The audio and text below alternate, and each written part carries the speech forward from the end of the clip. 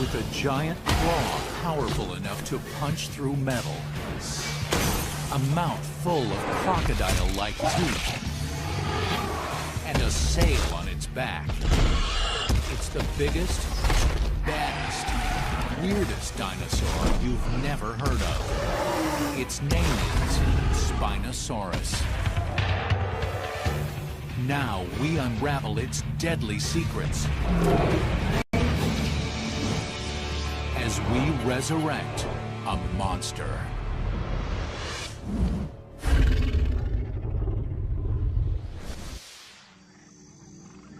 Africa, 95 million years ago. Another day in the dino killing fields. Paralititans are gigantic, lumbering plant eaters. Their size keeps the adults safe.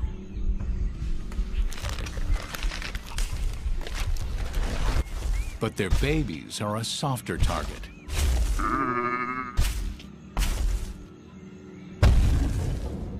Rugops, a 30-foot-long killing machine, is on the hunt.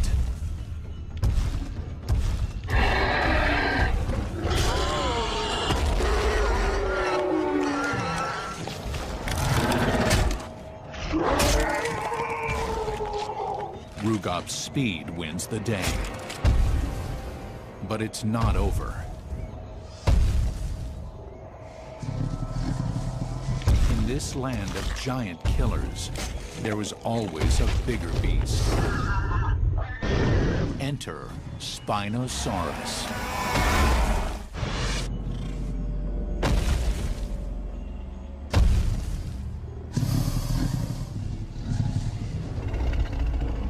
Although Tyrannosaurus rex and Allosaurus are considered dinosaur superstars, Spinosaurus deserves celebrity status too. Spinosaurus is a truly amazing dinosaur. It's big, it's really specialized, really well adapted to a different way of life than any other giant creature, and it's just plain weird looking. It certainly is one of the great stars in the history of dinosaurs. Spinosaurus has earned its Hollywood star. It's big and bizarre with a seriously bad attitude. If I heard that there was a living Spinosaurus today, I would be there in a flash. I would love to see what this creature actually was like, moving around, looking for food, just even standing there. To see such a creature unlike anything around today, would just be phenomenal. Resurrected, it would be a walking nightmare. And its horror credentials really go off the chart when you realize that it is also a 60-foot-long hyper-carnivore. It was a giant. It was the biggest of the meat-eating dinosaurs we know about. It had a long skull with big crocodile-like teeth. It had massive arms with huge claws. And it had these really weird, elongate spines coming out of its back to form a sail or a fin. Things that make it distinctive compared to all the other giant dinosaurs. How could this amazing creature be such an unknown quantity? The answer is simple. The fossil evidence that could confirm its star status was obliterated. There is no complete skeleton, just a few fragments of fossils. In order to resurrect Spinosaurus, we must go beyond the fossil record and build him from the inside out. We will use high-tech imaging to look inside the few fossilized bones that do exist. And we will use robotic monsters to try to understand how it hunted and killed. Look at those teeth. How are they shaped? How would those teeth pierce through flesh? Look at those jaws. How do those arms operate? How deeply could those claws penetrate? What we do know about Spinosaurus is that it was weird and it was big. The story of Spinosaurus begins here, in the Sahara Desert in Egypt.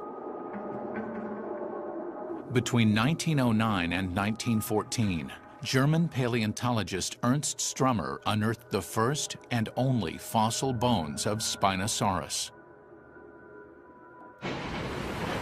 Strummer brought the fossils back to the Bavarian Museum of Natural History in Munich, and the world got its first indication of just what this unusual animal looked like. This is a photograph of the actual type specimen of Spinosaurus aegyptiacus, which was mounted on the wall in the museum in Munich. This is what puts the spine in Spinosaurus. You can see the dorsal vertebra here with these amazing dorsal spines sticking up. This one here is 1.65 meters, so 5.5, almost 6 feet. This is this long crocodilian-like jaw here. Really an amazing skeleton, and this is the one and only Spinosaurus skeleton that has ever existed. But the skeleton didn't last long. Human history collided with prehistory. During World War II, Allied bombers conducted long-range bombing missions over key installations across Germany. Sadly, the Bavarian Museum was across the street from the Nazi Party headquarters. And on April 27th, in 1944, the Allied forces bombed Munich, and collateral damage destroyed the museum. The Spinosaurus skeleton was smashed to dust. What had survived for 95 million years was vaporized in the fog of war. Since there are only a few bits and pieces known from the original Spinosaurus, it's pretty difficult to put it together. What we need is a link. What we need is something to tie those pieces together. The few photographs of this amazing discovery have inspired our team. They provide a foundation that allows us to resurrect a monster. But these photos raise questions about how this predator hunted and killed. Why were its jaw and teeth so different from those of other carnivores? Unlike a typical meat-eating dinosaur, it's got this long, very crocodile-like snout and cone-shaped teeth, rather than the railroad spike-like teeth of T-Rex. Why did it have such huge forearms, tipped with gigantic claws? The claws and hands of Spinosaurus, honest to goodness, are like industrial meat hooks. If you were to go to a slaughterhouse or a butcher's shop, that's where you would see their modern equivalent. And what about that bizarre spine that gives Spinosaurus its name? All those long spines together form this big sail or fin on the back. It's a narrow structure. What's it for? In order to find out, we must travel back 95 million years. The Earth that Spinosaurus inhabited would be unrecognizable to us. What is today the Sahara Desert was a vast network of tidal and mangrove swamps. The hot climate allowed for a multitude of plants and animals to flourish. There was plenty of prey for Spino, but also plenty of competition. Spinosaurus certainly was a big apex predator, but it wasn't alone. When we go and look at the environment that Spinosaurus lived, we see a couple of really large predatory dinosaurs. We even have indications there might even be more. Spinosaurus lived in an environment with extremely large plant-eating dinosaurs that may have been a major food source. But it was competing for this food source against some pretty tough customers. One of Spino's main rivals was a giant predator with a mouthful of a name, Carcharodontosaurus, and it had a mouthful of fearsome shark-like teeth. It's essentially a giant land shark, a terribly fierce creature. It has a huge jaw. And lurking just offshore, Giant crocodiles as big as a bus stalked the warm, brackish waters. This thing could have preyed upon just about anything it wanted to, probably including dinosaurs. But one alpha predator ruled them all: Spinosaurus.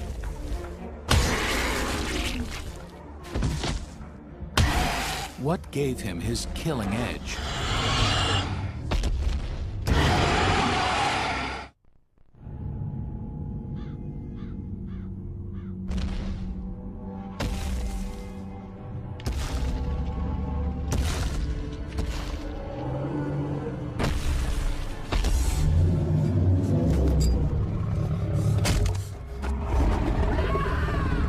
We are lucky.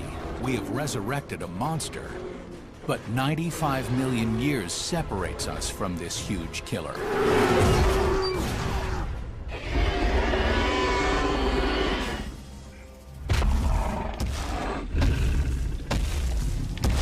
Spinosaurus was the world's biggest meat-eating dinosaur. Yet it has become a postscript in dinosaur history.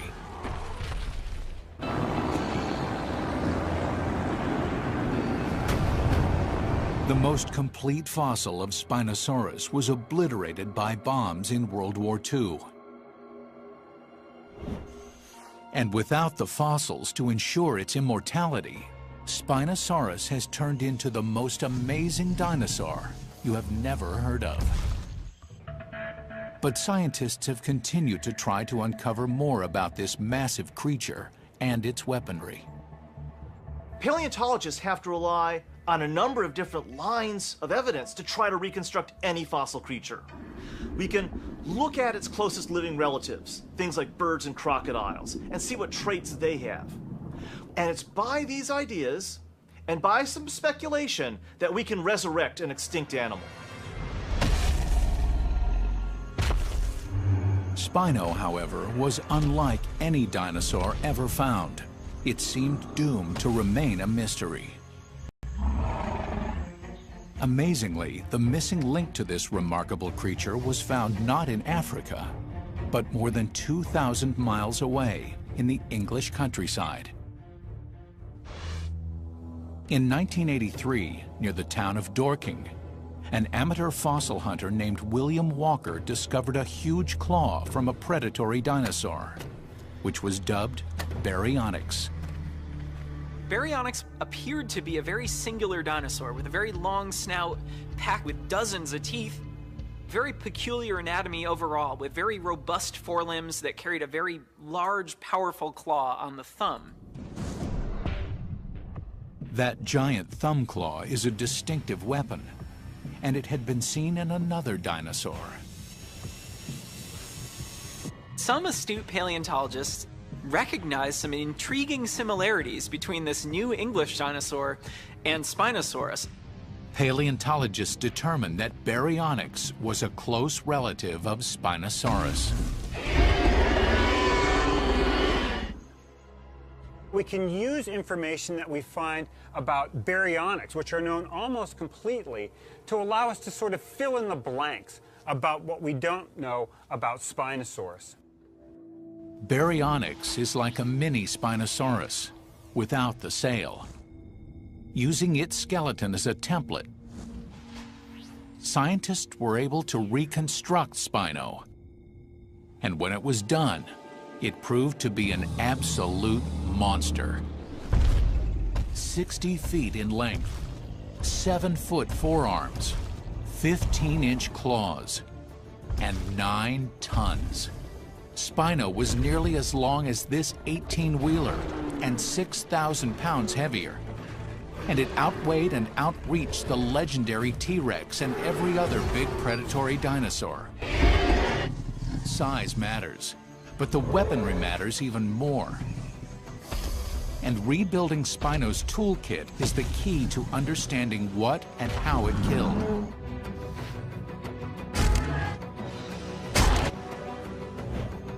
When paleontologists want to know how prehistoric predators do their dirty work, the teeth tell the tale. scientists study teeth the same way a detective looks at a murder weapon. Length, shape, number, the way they point in the jaw, all give clues to how an animal kills. But for years, Spino's trail was cold. With no fossil teeth to examine, there was no chance of figuring out the kill plan. Then science got a lucky break. In 1975, Spinosaurus fossil fragments were discovered in the Kem Desert in Morocco. And these fossils had teeth, the clues scientists needed.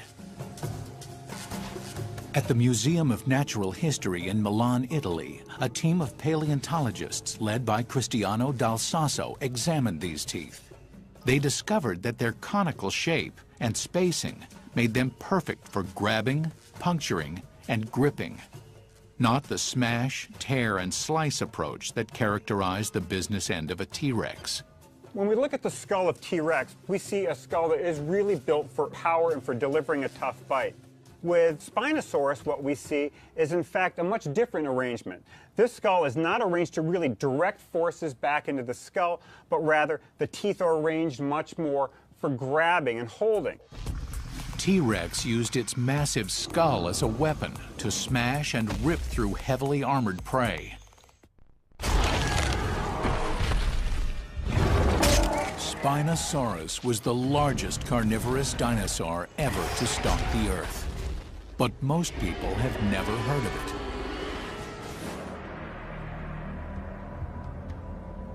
Now, our scientific team is resurrecting this monster to try to figure out how it lived, hunted, and killed. Resurrecting a dinosaur like Spinosaurus is pretty difficult, especially when the first specimen was destroyed and we can't even use those original bones. Recently discovered skull fragments reveal that Spino didn't bite like other big dinosaurs. Its teeth weren't designed to tear through armored skin, bone, and flesh like T-Rex. They're cone-shaped teeth, 6, 8, 10 inches long, possibly longer, sticking out of tremendously powerful jaws. Really, really nasty weapons of destruction. How did it shred its prey? The answer isn't in a museum. It's here, out in the Croc Lab. Biologist Ken Vliet says there are many similarities between Spinosaurus and modern crocs.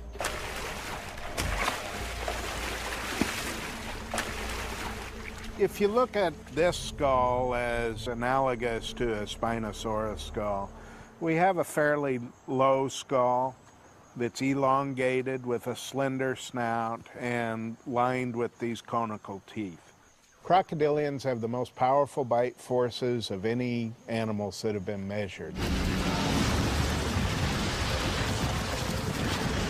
They have a tremendous crushing power in their jaws, but they don't have teeth that are meant to tear and separate prey items into bite-sized pieces. So if your teeth don't cut it, how do you kill? They can grab a hold of a prey item and go into the death roll. And just by the mass of their body, they can tear an item off of a prey animal. Tearing an animal to bits in a death roll is brutal, yet effective. Spino was way too big to spin. But crocs have another terrible trick. Crocodiles will often take a large prey animal, grab some portion of it, for instance, a forelimb, lift it up out of the water and sling it one way and then forcibly throw it the other way.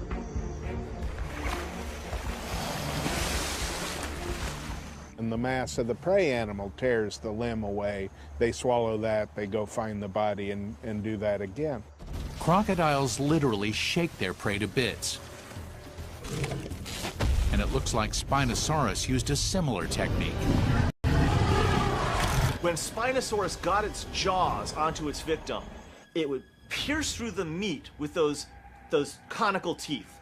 It would thrash its skull back and forth, yanking out chunks of meat, and as it's thrashing back and forth, that victim's neck could be broken. So between the meat being pulled out and the thrashing back and forth, that victim would not last very long. 3 times as long as the biggest living crocodile and 6 times as heavy, this dinosaur had monstrous power. And Spinosaurus had another advantage over crocs. For such a titan, it was faster than any of its typical prey. It needed to be.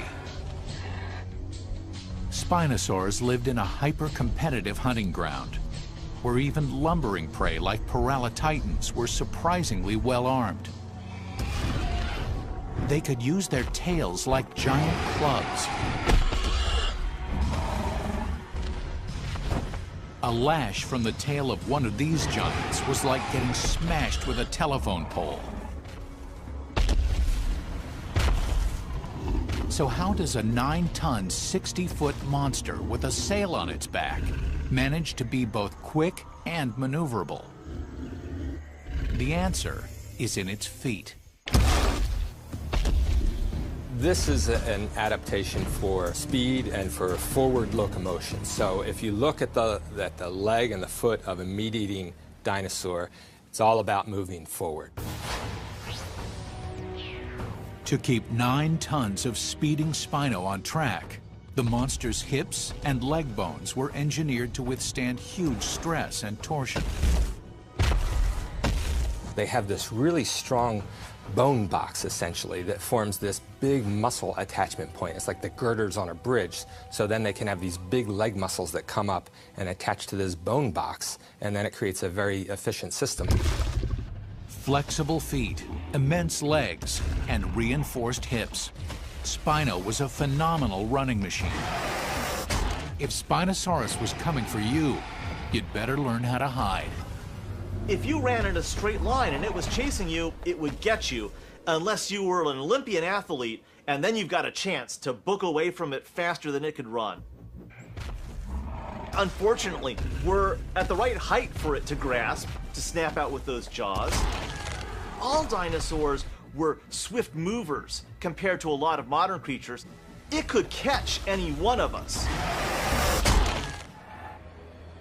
A picture is emerging of a fast and furious killer. Quick enough to hunt down prey. Strong enough to shake it to bits. But this monster has more terrible secrets that must be explained. Each of its arms, bigger than a grown man, was tipped with 3 massive meat hooks. How did Spino use them? And just how much damage could they inflict? As we scientifically resurrect this creature, we have re-examined its 6-foot jaw. But it had another formidable weapon. Huge razor-sharp claws on muscular arms.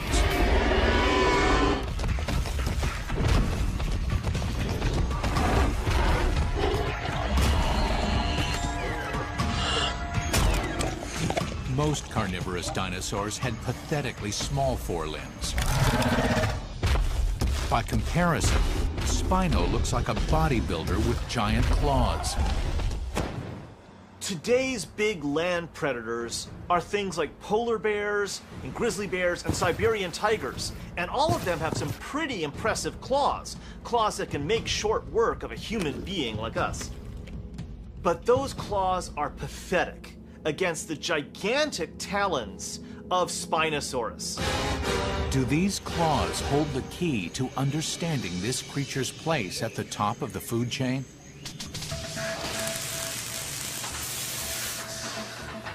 In a lab near Los Angeles, scientists and special effects experts have joined forces to perform a unique and innovative experiment.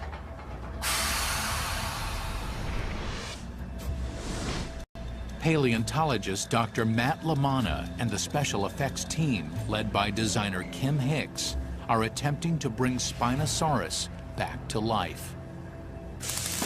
This is a reconstruction of the arm of Spinosaurus based on the largest known Spinosaur individual.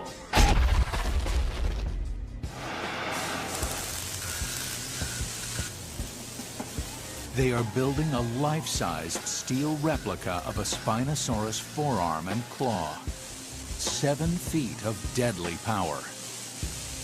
What we're going to do here today is slam this big schematic Spinosaurus hand into some modern-day items and see what kind of damage it does. Maybe to get an idea of what the real thing might have done to animals that lived in its environment. Scaling up from Spino's cousin, Baryonyx, Lamanna has provided precise specs to the effects team to recreate the arm and claw. The proportions of the arm look really good, because you guys have followed the references that I gave you really well. We boosted it up to 7 feet per your concepts of what the actual scale was also. A powerful air cannon will provide the muscle to propel the steel claw.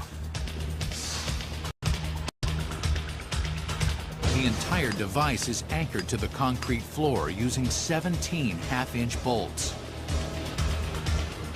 If this thing gets loose, it could kill someone. Well, we have a 7-foot radius, so the tip is going to move a lot faster than the actual thrust of the armature, and we've got about a 12-inch thrust on the armature. Approximating the force of the real animal is tricky. But if Lamanna's calculations are right, the size is dead on.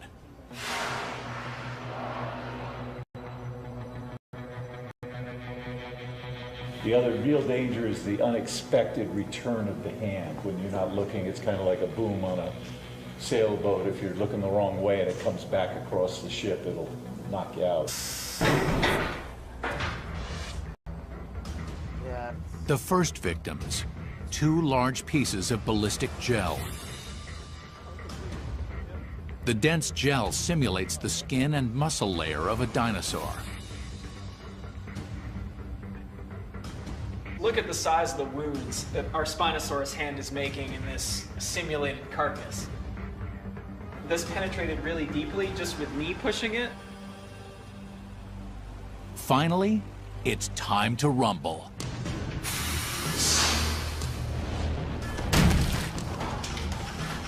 Yuck.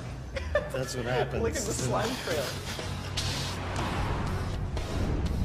I have to admit, I was expecting a splatter. But I think what we got is even more impressive in the sense that the depth of this wound, the like long, jagged wound that this yields.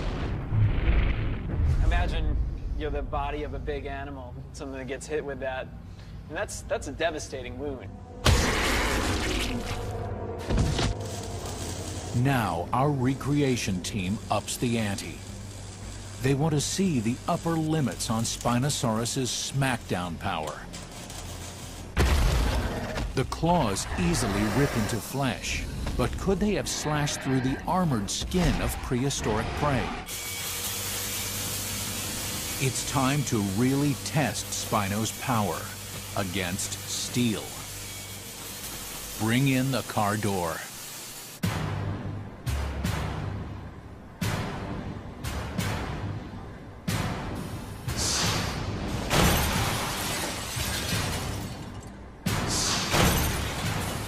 Our mechanical claw hits the door with 4,500 pounds of force. Talk about monster garage. Now, obviously, this is an animal that's going to keep attacking with these big giant arms and the tip with these huge claws. I mean, we've seen today like what a model of this thing's forelimb could have done. It's just really humbling to imagine what the real thing might have been like. And imagine what it would do to a human being.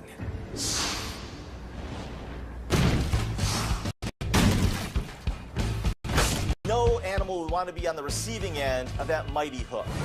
But there's still one big mystery to explain. What did that spine that gave this saurus its name actually do? It may have looked like something from a Japanese monster movie, but Spinosaurus was no fictional creation.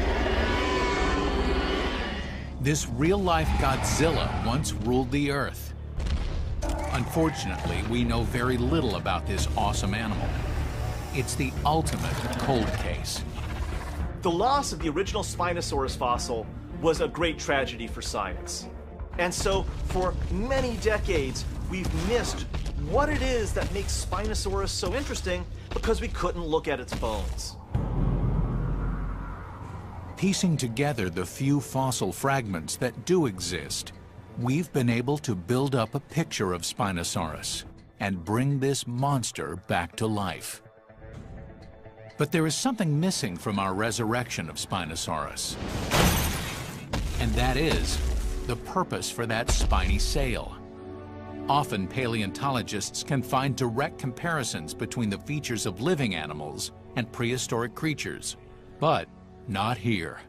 Since nothing in the world today has a sail like Spinosaurus, paleontologists are forced to speculate on the possible functions of this structure. What was the purpose of Spino's sail? The answer could lie in the brutal climate. This is a time when the world was very, very hot, hotter than it is today. And so if a creature is vigorous, if a creature is moving around a lot, it's going to have a cooling issue. A prehistoric predator like Spinosaurus was constantly on the move. Nature has provided a way for some animals to cool off. For instance, elephants flap their ears to help shed heat. Spino's sail may have had a similar role in that superheated climate. A structure like a sail gives a huge surface area without much addition of volume. It can remove heat. Hot blood flowing through the skin covering the vertebrae releases heat before it returns to the body. Another theory is that instead of being a device to keep cool, the sail was a way for males to look cool. It's quite common in animals for males to sport extravagant horns or elaborate plumage to attract females. Spino's sail could have been the equivalent of a peacock's tail. It could show off against maybe other Spinosaurs, maybe in tests of showing off which is the better Spinosaurus, which is the dominant one, which one gets all the girls or whatever it is. But with only one skeleton ever discovered, it's impossible to know if the sail was found only on male Spinos. But now, there's a radical new theory about the purpose of the sail from Italian scientists studying the only existing fossilized vertebrae: fishing. That's right. Many paleontologists believe Spinosaurus was not only the world's biggest fisherman, it used the biggest lure. Some fish-eating birds, like herons, use their wings to create shadows while standing in the water. Fish are attracted to these dark areas. And when they swim near, the birds grab them with their beaks. Did Spino use its fin the same way and then use its teeth and claws to nail the kill? In an attempt to answer this question, Cristiano Dal Sasso and his colleagues examined the Spino jaw fossil. They discovered an intriguing feature. The snout is covered with a number of enlarged pits. These pits have been found only in the Spino family. So what purpose did they serve? Once again, the answer may lie with the modern crocodile. It's been discovered in recent years that modern crocodilians, like alligators, have specialized pits in their snout. Those pits hold receptors that allow them to detect motion in the water. Now, there are also lots of pits in the snout of Spinosaurus. And it may be that in Spinosaurus, we have the same type of sensory features. But how can we tell if Spino had these sense organs? How do you look inside a 95-million-year-old skull? The Italian scientists decide to use a CT scan to disclose the hidden structure of Spino's head.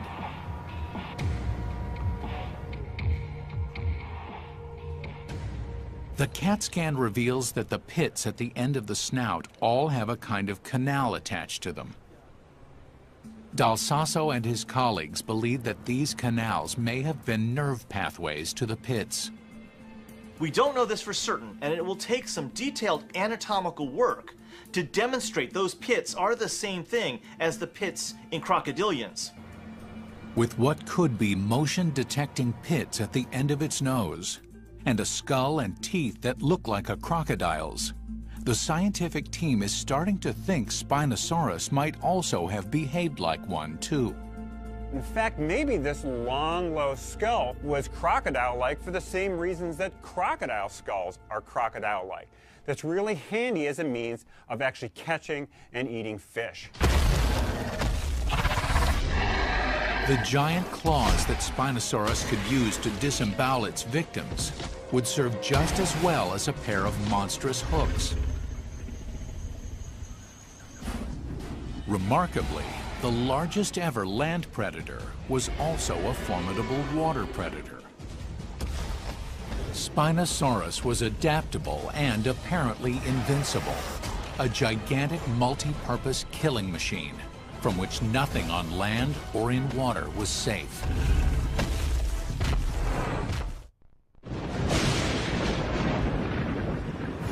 Another day, another battle for supremacy. And Spinosaurus was top alpha dog. It was the biggest land predator the world has ever seen. So big, even a rival giant predator like Carcharodontosaurus would have been no match for its power. Spinosaurus, given its huge size, probably could have muscled away a Carcharodontosaurus from its kill. We've seen that Spinosaurus was the perfect killer, with jaws, claws, teeth, and speed that easily dominated the Cretaceous landscape. But about 95 million years ago, within the blink of an eye in geological time, this monster disappears. Why? Spinosaurus was the last of its kind. It was really good at what it did, but the problem is the world changed around it, and Spinosaurus and its lineage didn't adapt. A chain of earth-shaking events caused temperatures to plummet. The sea receded. Spino's lush habitat changed for the worse. Sea level dropped and the habitat of Spinosaurus was degraded.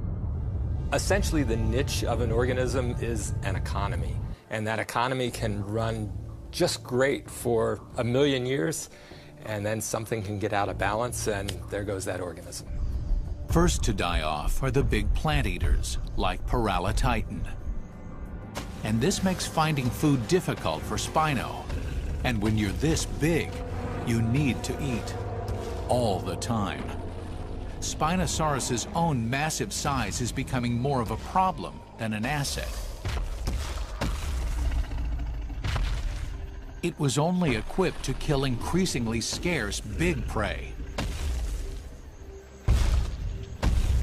Smaller predators like rugops could handle the change. Spinosaurus was forced to scavenge, and its size was no help against a pack of small, agile predators.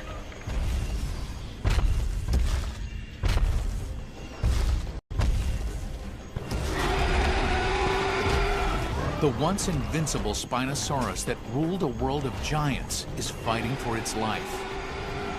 And Spinosaurus had one major design flaw. Those spines are fused to the vertebra. So Spinosaurus, if it rolls over, it breaks its back and dies.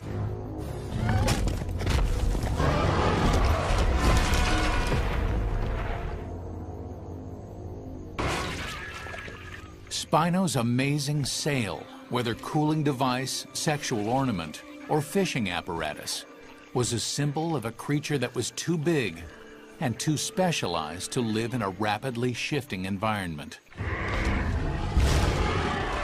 95 million years ago, the world changed, but Spinosaurus could not change with it. The adaptations of Spinosaurus, including its gigantic size, made it really successful when times were good. But when times changed and the environment changed around it, what had been an advantage turned into a liability. And its size and its specializations were just the wrong thing for that environment. It was too big to survive anymore. We have resurrected a monster, reconstructed the life of a beast that looks like it stepped out of a horror movie, and rebuilt the biggest carnivorous dinosaur ever. A 95-million-year-old predator has been brought back to life, and now Spinosaurus rightly claims its place on the dinosaur A-list.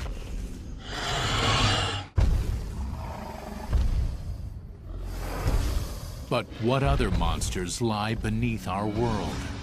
Monsters waiting for resurrection.